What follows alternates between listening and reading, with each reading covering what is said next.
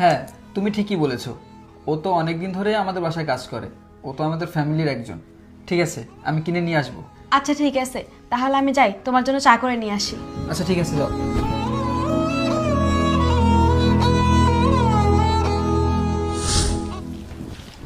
তিশা, জি madam. এই নে।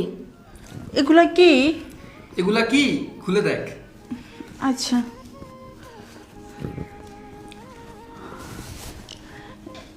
Madam এগুলো তো নতুন শীতের কাপড়, এগুলো কার? আরে এগুলো তোর, নতুনে। তুই তো আমার কাছে ওই দিন পুরাতন জামা কাপড় চেয়েছিলি শীতের। আমার আলমারিতে পুরাতন জামা কাপড় নেই, তাই নতুন কিনে এনে দিলাম। এগুলো সব তোর।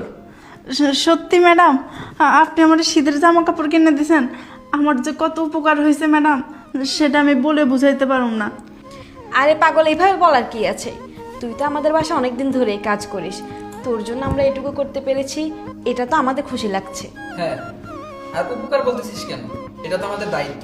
তুই অনেকদিন আমাদের বাসায় কাজ করিস, তুই তো আমাদের ফ্যামিলি মেম্বারের মতো। আর তুই না বললেও আমি তোকে কিনে দিতাম। আসলে অফিসের কাজের জন্য একটু ব্যস্ত থাকি, তো এই জন্য সময় পাইনি, ভুলে গিয়েছিলাম। জানেন স্যার, আমি আরও এক বাসায় কাম করি। আমি ওনাগরেও কইছিলাম, আপনাকে বাসায় যদি কোনো পুরাতন শীতের জামা কাপড় থাকে তাহলে আমারে দিয়েন, কিন্তু ওনারা আমার মুখের উপরে না করে দিছে।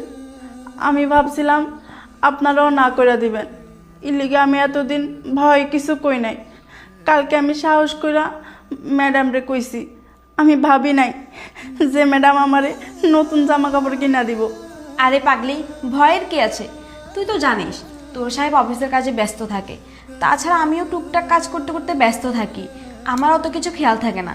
তুই যদি আমাকে কিছুদিন আগে বলতি, তাহলে আমি আগেই তোর জন্য শীতের জামা কাপড় কিনে রাখতাম, তোর শীতে কষ্ট করা লাগতো না। হ্যাঁ সেটাই তো। আর তুই কি বললি, আমরা তোকে মুখের উপর না করে দিতাম? শোন, তুই আমাদের বাসায় কাজ করিস ঠিকই, আমরা তো তোকে আমাদের বাসার কাজের মেয়ে ভাবি না। তোকে আমরা আমাদের ফ্যামিলি মেম্বারই মনে করি। আর যাদের বাসার কাজের ছেলে মেয়েকে সম্মান করতে জানে না, ভালোবাসতে জানে না, আসলে তাদের মনুষ্যত্বের অভাব আছে। তারা জানেই না কিভাবে মানুষকে ভালোবাসতে হয়।